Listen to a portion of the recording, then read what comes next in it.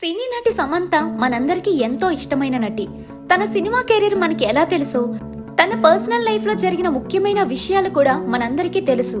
అయితే ఈ మధ్య ప్రతి విషయాన్ని రాజకీయం చేస్తున్న రాజకీయ నాయకులు సమంత నాగ చైతన్య జీవితాన్ని కూడా రాజకీయం చేయాలని చూస్తున్నారు.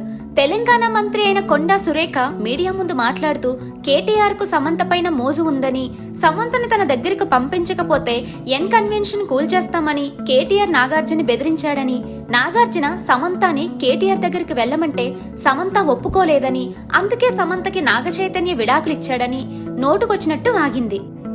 అసలు కేటీఆర్ కు మీకు మధ్యలో ఉన్న రాజకీయ గొడవల్లోకి సమంతని లాగడం ఎందుకు? సమంత ఈ విషయంపై రియాక్ట్ అయి సోషల్ మీడియాలో పోస్ట్ పెట్టింది. అందులో ఏం చెప్పిందంటే, ఒక మహిళగా ఒక గ్లామర్ ఇండస్ట్రీలో పనిచేయడం, అందులో ప్రేమలో పడడం, ఆ ప్రేమ నుంచి బయటికి రావడం, మళ్లీ జీవితంలో నిలబడి పోరాడడం ఎంతో ధైర్యం మరియు శక్తితో కూడిన విషయం. నేను నా ప్రయాణాన్ని గర్వంగా చూసుకుంటాను. కొండా సురేఖ గారు, మీరు దాన్ని పాడు చేయకండి. విడాకులు మా వ్యక్తిగత విషయం, అందులో ఎలాంటి రాజకీయ విషయాలు లేవు. నా పేరుని మీ రాజకీయ వివాదాల్లోంచి తీసేయండి అని చాలా మర్యాదగా చెప్పింది. ఒక మంత్రి పదవిలో ఉన్న మహిళ ఇంకో మహిళ గురించి ఎంతో అమర్యాదగా మాట్లాడితే, ఎప్పుడూ పుకార్లు రూమర్లు మధ్య తిరిగే ఒక నటి మాత్రం ఎంత మర్యాదగా సమాధానమిచ్చింది. కేవలం వాళ్ళ రాజకీయ కాంక్షల కోసం ఒక అమ్మాయి వ్యక్తిగత జీవితంపై నిందలు వేయడం చాలా పెద్ద తప్పు. దీనిపై కేటీఆర్ స్పందించి, మీరు నన్ను ట్రోల్ చేయడానికి ఇంకో మహిళను అడ్డం పెట్టుకోవద్దు. ఇలా అడ్డదిడ్డమైన మాటలు మాట్లాడడం సరైన పద్ధతి కాదు. మీరు నింద వేసిన ఆడవారికి మనోభావాలుండవా? మా ఇంట్లో ఆడవాళ్లు ఈ మాటలు విని బాధపడరా? రాజకీయాల లబ్ధి కోసం నోటుకొచ్చినట్టు మాట్లాడకండి అని గట్టిగా సమాధానం చెప్పారు. నాగార్జున దీనిపై స్పందించి, గౌరవనీయులైన మంత్రివర్యులు శ్రీమతి కొండా సురేఖ గారి వాక్యాలను తీవ్రంగా ఖండిస్తున్నాను. రాజకీయాలకు దూరంగా ఉండే సినీ ప్రముఖుల జీవితాలని మీ ప్రత్యర్థులను విమర్శించేందుకు వాడుకోవద్దు. దయచేసి సాటి మనుషుల వ్యక్తిగత విషయాలని గౌరవించండి. బాధ్యత కలిగిన పదవిలో ఉన్న మహిళగా మీరు చేసిన వ్యాఖ్యలు, మా కుటుంబం పట్ల మీరు చేసిన ఆరోపణలు పూర్తిగా అబద్ధం. దయచేసి మీ వ్యాఖ్యలను వెనక్కి తీసుకోండి అని సోషల్ మీడియాలో పోస్ట్ చేశారు. సురేఖ గారి మాటలపై అమలగారు మాత్రం చాలా కోపంగా రియాక్ట్ అయ్యారు. ఒక మహిళా మంత్రి రాక్షసిగా మారడం విని షాక్ అయ్యాను. ఒక మాయమాటల దుష్టశక్తి ఇలా జనాలని వాళ్ళ రాజకీయాల లబ్ధి కోసం ఇంధనంలా వాడుకుంటుంది.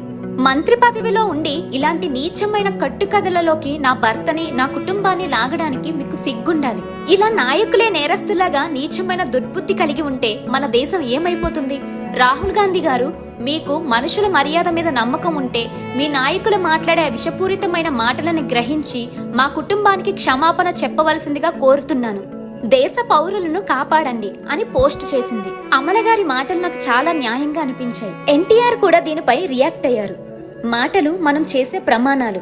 రాజకీయ నాయకుల వివాదాల సమస్యల మీద కాకుండా వ్యక్తిగత దూషణలుగా మారడం సమాజానికి ప్రమాదకరం. అలాంటిది ఒక మహిళపై అగౌరవంగా మాట్లాడడం చాలా దారుణమని, ఇలాంటి అరాచక సంస్కృతిని ఇక్కడితో ఆపివేయడం మంచిదని చెప్పారు. ఈ విషయంపై అల్లు అర్జున్ గారు రియాక్ట్ అవుతూ, ఇలా సినీ కుటుంబాలపై అసభ్యకరమైన మాటలు, నిందలు, నిరాధార ఆరోపణలు చేయడం తీవ్రంగా ఖండిస్తున్నా. ఇది మన తెలుగు సంస్కృతి విలువలకు విరుద్ధం. మనం సమాజంలో గౌరవం పెంపొందించాలి అంటూ సోషల్ మీడియాలో పోస్ట్ చేశారు. ఇదే విషయంపై రామ్ గోపాల్ వర్మ స్పందిస్తూ, కేటీఆర్ ను దూషించే క్రమంలో అక్కినేని కుటుంబాన్ని అంత దారుణంగా అవమానించడంలో అర్థం ఏమిటో కనీసం ఆవిడికైనా అర్థమైందో లేదో నాకు అర్థం కావడం లేదు.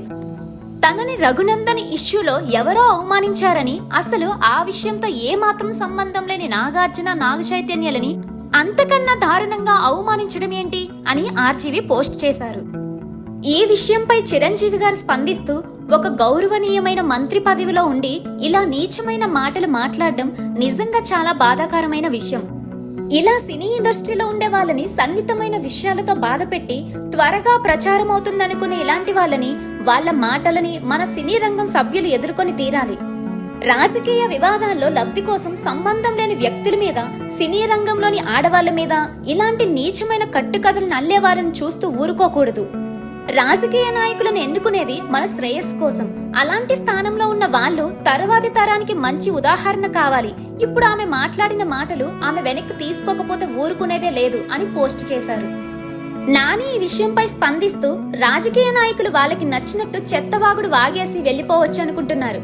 మీ మాటలు బాధ్యతాయుతంగా లేనప్పుడు జనాలకి మీరు మూర్ఖులుగా కనిపిస్తారే కానీ బాధ్యతగా కనిపించరు. ఈ విషయం సినిమా వాళ్ళ గురించి, రాజకీయ నాయకుల గురించి కాదు. ఒక గౌరవనీయ స్థానంలో ఉండి ఇలా నోటికి వచ్చినట్టు చెత్తవాగుడు వాగడం పెద్ద విషయమేం కాదు అని భావించడం చాలా పెద్ద తప్పు. ఇది మన సమాజంలో ఉన్న దరిద్రమైన పరిస్థితిని ఎత్తి చూపుతుంది. దీన్ని మనం ఖండించాలి అని తన భావం వ్యక్తం చేశాడు. అయితే ఇంతమంది రియాక్ట్ అయిన తర్వాత కొండా సురేఖ గారు మీడియా ముందుకు వచ్చి సమంతపై తనకి ఎలాంటి దురుద్దేశం లేదు అని, నేను కేటీఆర్ విషయంపై వ్యాఖ్యానిస్తూ సమంత నాగ చైతన్యాల విషయం చెప్పాల్సి వచ్చింది. అందుకు సమంతకు క్షమాపణ చెప్పడం జరిగింది. కేవలం నేను కేటీఆర్ ను ఉద్దేశించి ఆ వ్యాఖ్యలు చేశాను అంటూ కొండా సురేఖ చెప్పుకొచ్చారు.